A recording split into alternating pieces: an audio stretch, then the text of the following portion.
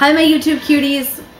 Today is a video by request. So yes, I do take requests, and yes, I absolutely do fill them when I can. This is actually a really good one. I was asked about tips for taking a road trip to Disney World.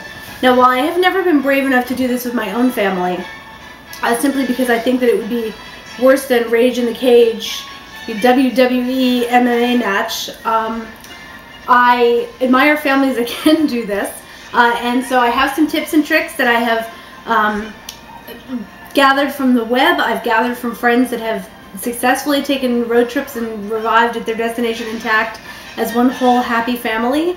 I've checked websites, I've done my homework, my research, as much as I possibly could, and here is what I found. The #1 tip for any road trip that I've discovered, but particularly driving to Disney World, is to pack a goodie bag for each child. And obviously it will be an age-appropriate goodie bag, excuse me, and wrap everything up. Go to the dollar store and get a whole bunch of stuff and wrap it up. Some suggestions that came to me were, you ready for this one? Stickers, a magnifying glass, pipe cleaners, wipeable crayons, balloons, an I Spy jar, which is a jar that you put rice or sand or something like that in, and then you put toys in it, and your kids kind of have to twist and turn it to find, and then you give them a list. You have a printed out list or a written out list of what's in the jar, and your kid has to twist and turn and find what's in it. They're actually really very cool. Silly putty or goop, Band-Aids, and rubbing alcohol pads. Apparently some kids really like the feel of alcohol on their skin as it evaporates, and then, you know, they just stick Band-Aids all over each other, whatever. A mini mirror. Everybody likes to look at themselves, right? A laser pointer or small flashlight. I would say with this one, the same rules that would apply on a Disney ride would apply to a car ride. Make sure that your child doesn't point the laser pointer out the window or at you while you're driving, or get the flashlight in your eyes. I'm not sure why this is on the list. I'm not really sure I would pack that. I'm not really sure I would put that in my list, just because I think that there would be a lot of, give me that! Don't point that in your father's eyes kind of thing while the car ride is going on. Feathers. I love that idea. Feathers. They can throw them up in the air. They can toss them at each other. Nobody gets hurt. The only downside to feathers is you will have to clean them up. Noisemakers, I would think that this would make me crazy after about a mile, but that's just me and my low tolerance for nonsense noise. If you think your child would like noisemakers, maybe you all get noisemakers and you all play with them together. Lollipops, I'm all about bribing with food and candy, so yes, definitely lollipops. Small toy figurines or cars.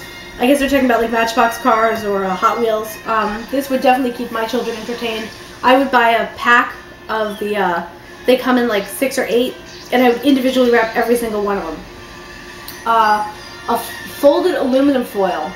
I'm one of those people that hates the feel of aluminum foil, so this is kind of an on your own family basis. I'm not really sure what you do with folded aluminum foil, but it's on the list, so I'm telling you. A mini whiteboard.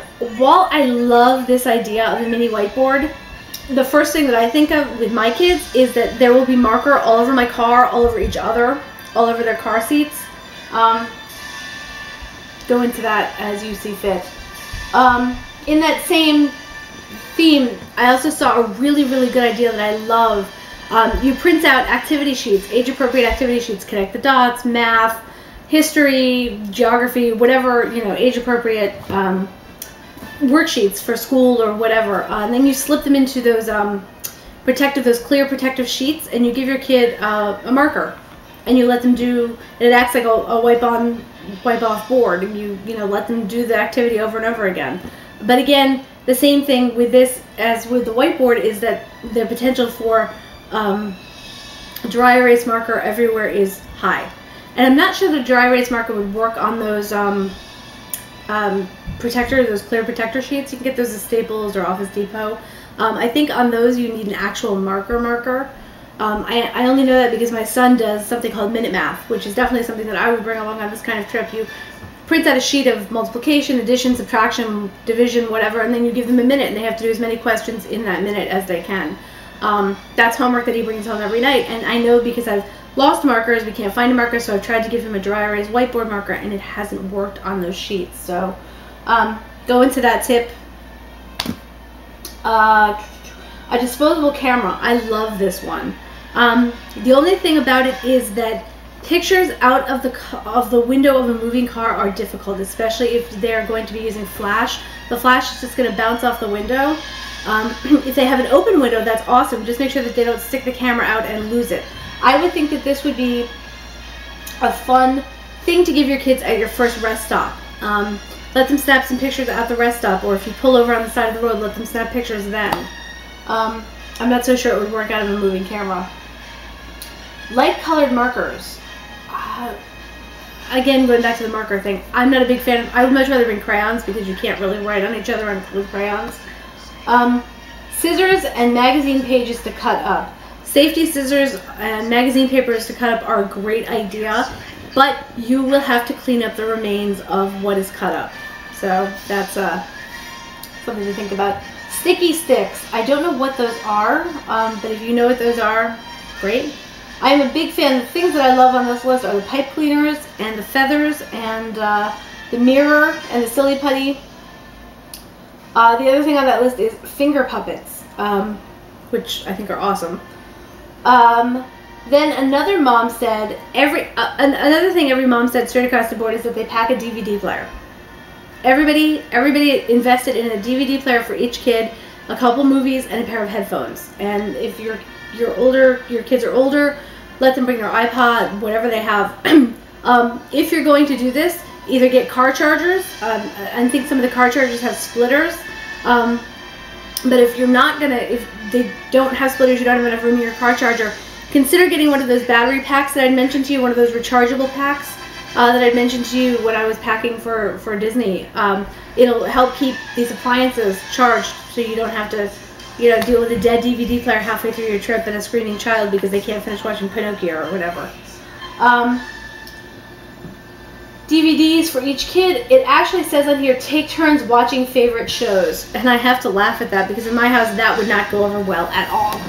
It would either be, I would have to buy 2 DVD players for my children because taking turns watching their favorite shows, yeah, no. The maximum number of library books allowed per child. I do love this in theory. You just have to be one of those very organized mothers that actually has the ability to hang on to library books and hang on to them during a trip where you're going to be making multiple stops, going to multiple places, and it has the potential to be left behind, so please consider that. I would much rather go to borrow books from friends, ask friends if you can borrow books, go through your library, pull up books that your kids haven't read in a while, go to the dollar store, pick up some new books there. Magazines for older ones, yes, if there's a magazine that your older kid really likes, definitely bring a couple issues of that. Markers or colored pencils. Crayons break and melt in the car. Ah, good tip. In the heat, crayons would melt. So, something to think about. I like colored pencils. Coloring books. Those are great. Activity books. Again, those are awesome. I know that they have some car trip specific activity books. If you go on Amazon or BarnesandNoble.com and you can look up car trip activity books and they'll come up with a whole bunch of really good stuff. Somebody suggested Matchbox cars with an aluminum baking sheet for a track and then magnets for the baking sheet. Never having done a road trip, I'm not sure how. I would think that the second my kid got the car on the racetrack, it would fly off and that would be the end of that trick. I do love the magnets for the baking sheet. I love that idea. Window decals. I love this one. You know those static clean decals that your kid can just put on and put off the window? The only problem is if you've got 3 in the back seat, somebody's not going to get to play with window decals. And that can make for cranky people. Stickers. Stickers are good, again, only if your child is not the kind of little mischievous devil that will stick stickers everywhere. All over your ceiling, your dome light, your windows, the back of your seats. You get where I'm going with that. Card games. If your family likes card games, absolutely consider bringing card games. Just know anything dropped below a car seat is going to be darn near impossible to pick up.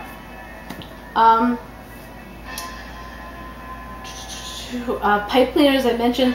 Reading lights, I really kind of like that idea for an older kid. One of those clip-on reading lights. Dollar store crafts. Again, crafts I think can get messy, but I think going back to the pipe cleaners and the feathers, I really love those. Travel journals, I think those are a great idea for older kids. Keep track of, you know, how they're feeling, where they've been, what they've seen, that kind of thing. Healthy snacks, yes, I think that that's a good idea always. A reusable water bottle for each kid. I think that's great, and I think it can be refilled with ice and with fresh water at every rest stop that you make. And just make sure that if you're giving them that much water, that everybody goes potty at every rest stop you go to, even if they swear they don't have to go. A laminated kids map of your travel destination. I think that's a really kind of cool thing. Headphones and backup headphones. I think instead of giving your little ones earbuds, get the old school fashion, you know, the Walkman, Discman over your head headphones. Those might be easier for little guys. Batteries of every size for every unseen contingency possible. I love that one. Wet wipes. Absolutely. Trash bags. Yes. And Ziploc bags. Everything can go in Ziploc bags, including vomit. And I know this from a personal experience. I have my little guy, and this is also part of the reason why we won't road trip. My little guy gets car sick all the time. So what I do is I carry a Ziploc bag, and inside the Ziploc bag, specifically for him when he gets car sick, I put paper towels, wet paper towels at the bottom. When he does what he needs to do, it gets zipped up and thrown into a garbage bag. And the Ziploc, the wet washcloths, so the wet paper towels at the bottom just kind of help absorb. This is a really gross topic, I'm sorry, but it is something that needs to be discussed because my guy's not the only one that gets sick, but it helps keep splashbacks. Let's see what else. Another mom suggested sippy cups that are already filled, like I said, and an insulated tote to put snacks like fruits and veggies and more water. She also says she uses bags of ice, Ziploc bags of ice instead of freezer packs, because she can fill up the ice at a rest stop if it needs to be, but a freezer pack you can't refreeze. So I kind of like that idea. I suggested, okay, now I get down into, I think I went online and I did a search for safety. There's a kids catalog. Let me back up. There's a toddler catalog or a little kid safety catalog called Safety First, and it has a sister catalog called, I think, Leaps and Bounds. And they have a whole section just dedicated to travel. Both of them do. And in those sections are a ton of really good tips, tricks, tools, things that you can take with you, lap desks, things for the window shades, all those sorts of good stuff. Sunglasses are another really good thing for your little guys to pack because sometimes the sun shines in their face. Somebody suggested Talus High Road car hooks. You can get those on Amazon.com, and they're TALUS High Road car hooks. And they're hooks that just go over the headrest, the back of your headrest. You can hang bags and things like that to keep your car more organized, and your kids can reach them. The lap tray that comes recommended most of all is the Star Kids Snack and Play Travel Tray. STAR Kids Snack and Play Travel Tray. And again, that's also on Amazon. And the most recommended child-friendly camera it's not a disposable camera, but it is a digital camera. It's the Fisher-Price Kid Tough See Yourself camera in black, or in whatever color, but the one that I happen to pull up is black. Let's see, what else can I tell you? I think definitely pack, I think DVD players are going to be a necessity, and I know that a lot of us don't care for our children to be watching movies while America is passing them by on the road, but, you know, I think that to keep your sanity, some movies might be necessary. One of my favorite things that I don't have on here, I don't know where it is, there's a book called, and there are actually now a couple of them, called Roadside America. It's absolutely one of my favorite books, and someday I will actually go across America. I will make as many stops on their map as possible, but it's oddities, fun things to see, like the world's largest ball of twine, the world's largest rocking chair, you know, fun things like the Paul Bunyans, the fun things like that that are along your way to kind of break up your trip a little bit and find fun things to do, fun places to go, make the road trip more fun. And I remember seeing a book, and I can't find it anymore, but it was a book specifically dedicated to driving to Disney World. And I looked on Amazon and I looked on Barnes & Noble and I couldn't find it, but I know that I had my hands on it at one point because I was thinking about purchasing it. And I know that it was a book about road tripping to Disney World. And I don't know what it was called, I can't remember, but I know it was dedicated specifically to driving to Disney. So if you want to take a look and see on the internet if you can find that. The other place that has really good tips and tricks is Pinterest.